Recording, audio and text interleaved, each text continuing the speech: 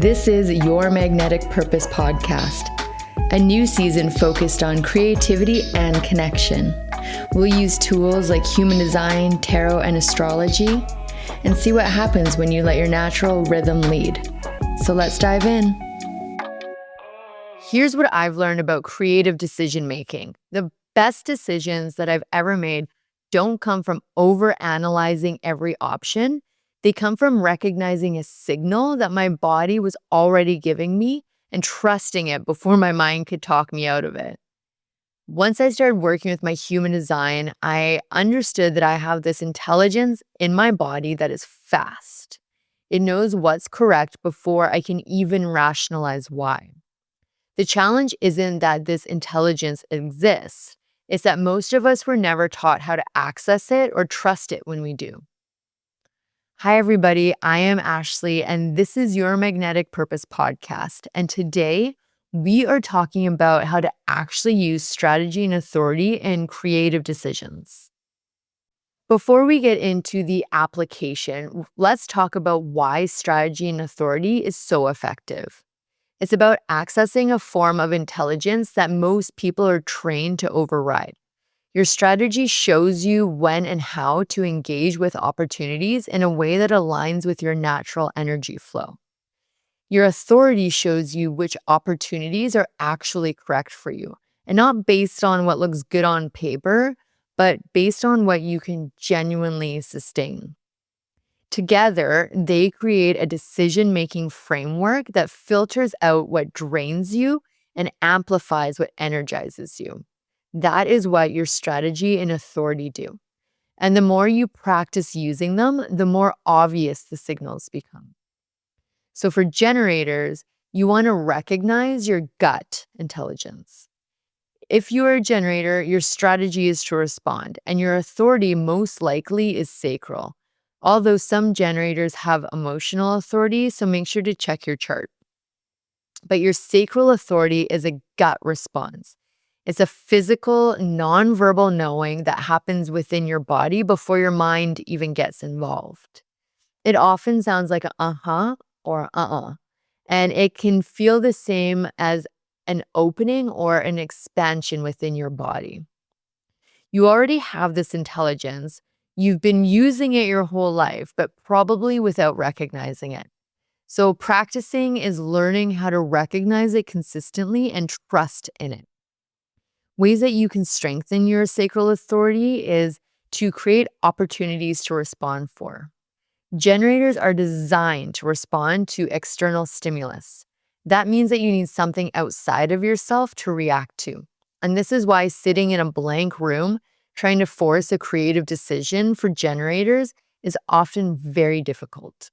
You are designed to engage with what's already in motion and not to manufacture momentum from absolutely nothing.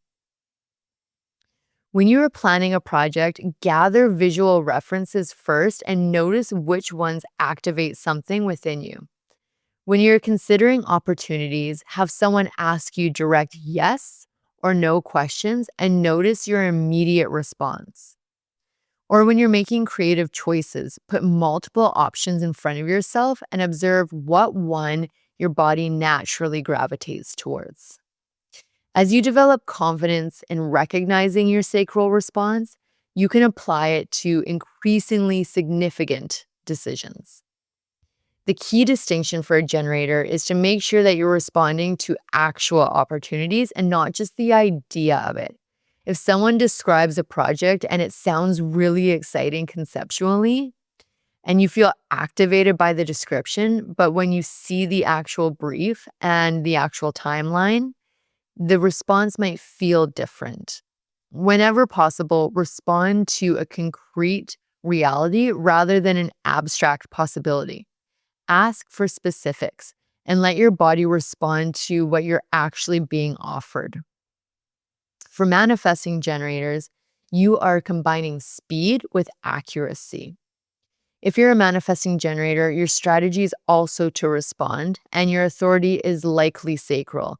It can be emotional again, so check your chart for certain.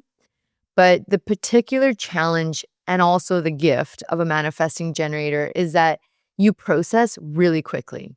You can feel response and be 3 steps ahead of it instantly. And that speed is part of your design.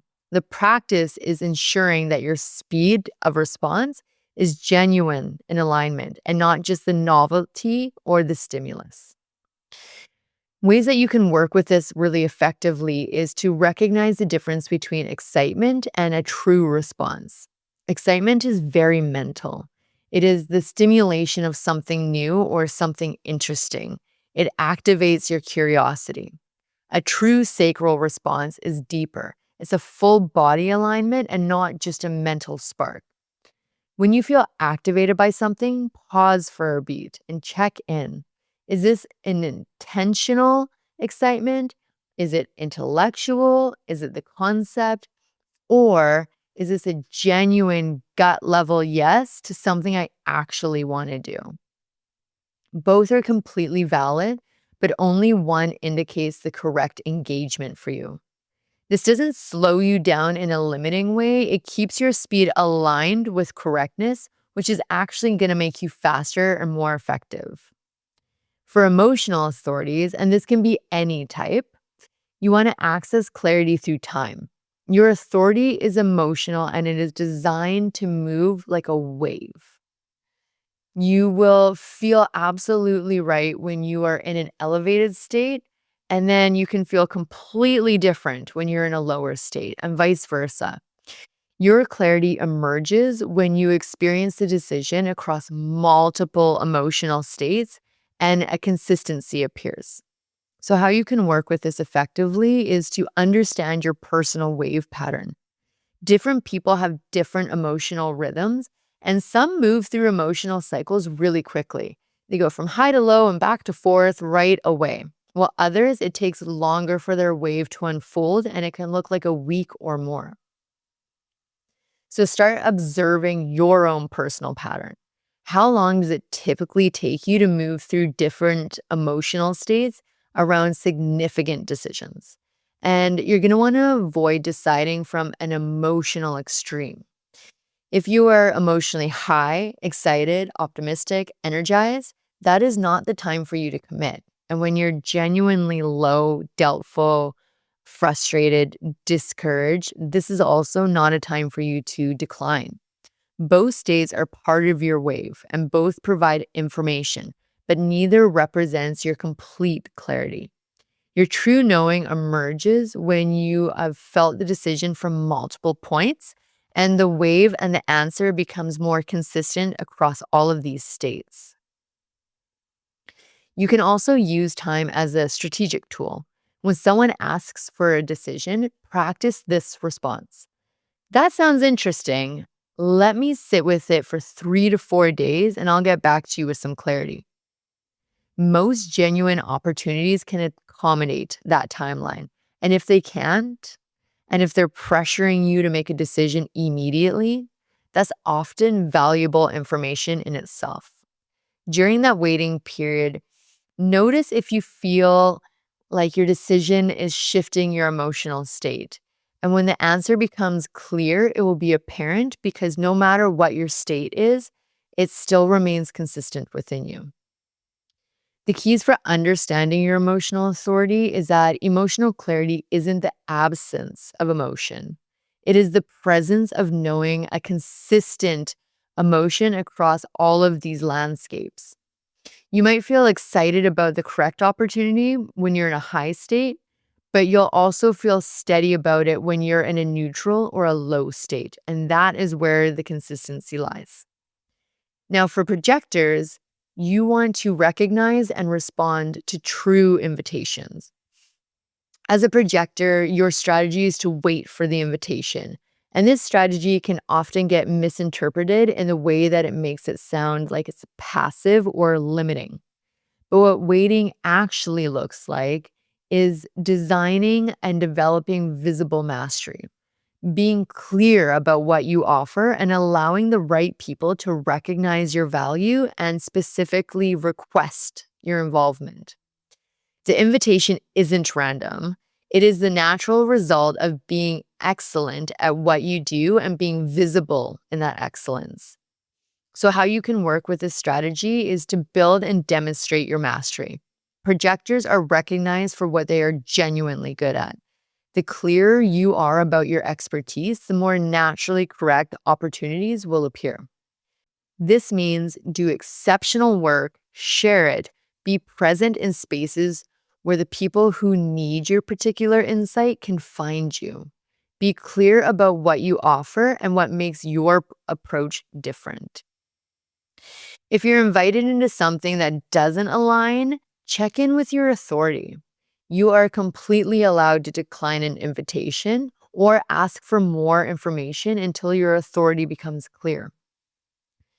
This strategy isn't about limitation, it's about efficiency and sustainability. When you are invited into work that genuinely recognizes your value, you have access to energy and support from your environment. You won't burn out trying to prove yourself. But when you push yourself into spaces without the invitation, your work is harder and less recognized, and you get less in return. And why would anyone want to work like that, anyways? The invitation is based on your strategy and it protects your energy and it directs you to where you can actually be valued. For manifestors, you are leading with clear communication.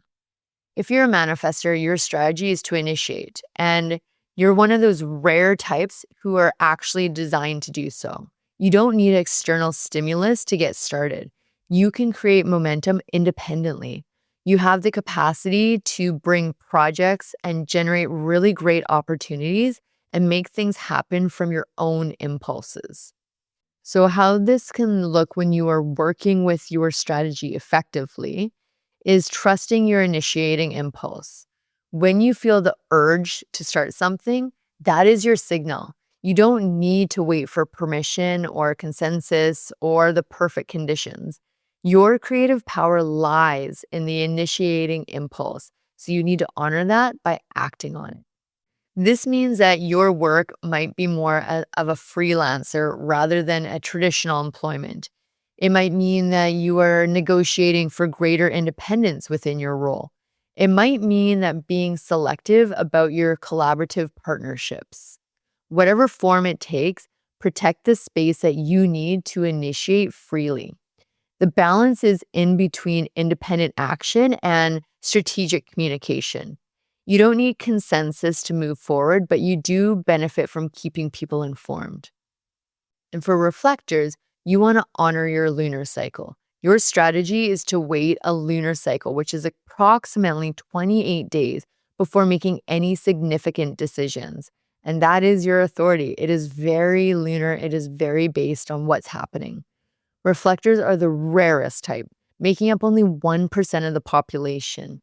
So you are designed to sample and reflect the energy around you, which gives you a profoundly different decision-making process than any of the other types. What makes your decision-making unique is you don't have consistent, reliable authority the way that the other types do. Instead, your clarity comes through time and through sampling different perspectives and the environments throughout that complete lunar cycle. Your design allows you to experience a decision from multiple angles throughout different energetic lenses by across varying states of awareness. And by the time your lunar cycle is complete, you have depth and clarity that other types simply cannot access. So, how you can work with this effectively is to give yourself the full 28 days for major decisions. When a significant opportunity appears, immediately give yourself permission to take that lunar cycle to decide. During those 28 days, you'll experience the decision throughout different energetic states as the moon moves through its phases. And what might feel great in the new moon is completely different at the full moon. Next, you want to talk this through with different people. Reflectors gain clarity through articulation and through sampling different perspectives. During your lunar cycle, talk about the decision with various people you trust. Not to get their opinion necessarily, but to hear yourself speak about it in different contexts. You might notice what you say about one decision will shift on who you're talking to, So make sure that you pay attention to what remains consistent across all of the conversations. The key to understanding your authority as a reflector, and especially in a culture that values speed and immediate decision making, your 28-day process can feel like it's a disadvantage. Your extended process allows you to access a level of clarity and wisdom that others simply cannot reach. That depth of your knowing when you honor your cycle is profound. So, what does this look like as a practical application? If the opportunity cannot accommodate your timeline, it's probably not the right opportunity for you. Genuine alignment and opportunities will respect your process.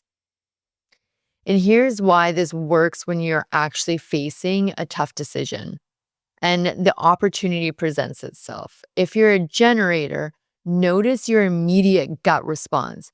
Is it an opening or is it a contraction? Is it a pull or is it a resistance? And if it's unclear, ask yourself yes or no questions about the specific aspects. Trust the physical signals over the mental justification. If you're a manifesting generator, notice your gut response. Check in. Is this excitement about the novelty or is it genuine alignment? If it's a true yes, then move forward without permission. But make sure you have a lot of room to pivot as your alignment shifts.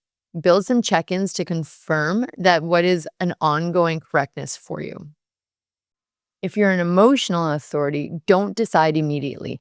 Give yourself time to experience the decision across different emotional states. Notice what knowing remains consistent, and that is your clarity. If you're a projector, first wait for the invitation, or are you just pushing for it? If it's a genuine invitation, use your specific authority to determine the correctness. If you're working to convince them, it's probably not the right opportunity for you. And if you're a manifester, do you feel the impulse or are you just trying to create something? If you do feel the impulse, trust it. Before you act, though, inform the people that it's going to affect. That ensures that the structure allows for significant autonomy. And if you're a reflector, give yourself the full lunar cycle before committing. Talk through the decision with different trusted people during that time.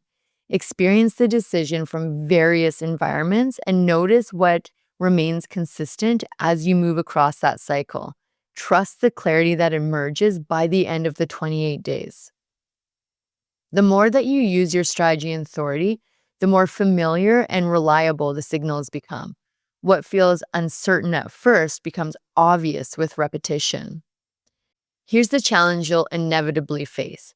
Sometimes your strategy and authority will direct you towards different choices that don't make conventional sense. Your sacral will say no to a prestigious opportunity that looks perfect on paper. Or your emotional authority will tell you to wait when someone wants an immediate answer. Or your invitation-based strategy means declining work that you weren't genuinely recognized for. These moments require you to choose between external validation and internal alignment. The practice is learning to trust that, even when it contradicts what conventional wisdom says that you should do. You're not going to master strategy and authority overnight. It's a practice that deepens with repetition. So start small. Use it for minor decisions. Notice what happens and build trust within your ability to recognize these signals. That trust not only strengthens, but you can start to apply it to increasingly significant choices. Over time, what felt awkward or uncertain becomes natural. So here's your practice for this week. Identify one decision you're currently facing. It doesn't have to be major, it could be quite small. And apply your strategy and authority to it. Actually use the process we talked about and notice what signals you get and when this is an important part of something you should act on. You're going to want to see what happens and trust in your design. Then reach out to me and let me know what you discovered. I want to hear how this works for you in practice. In the next episode, we are going deeper into the creative application of your human design, and I have some fun different ways that we can access your creativity throughout your chart. So until next time, I am Ashley. This is your Magnetic Purpose podcast, and I will see you next week. If you enjoyed today's episode, make sure to like, share, and subscribe wherever you stream your podcast. For more resources and tools to explore human design, tarot, and astrology, head over to yourmagneticpurpose.com and book a live one-on-one reading or download your free chart. Remember, the more that you align with your purpose, the more opportunities you attract.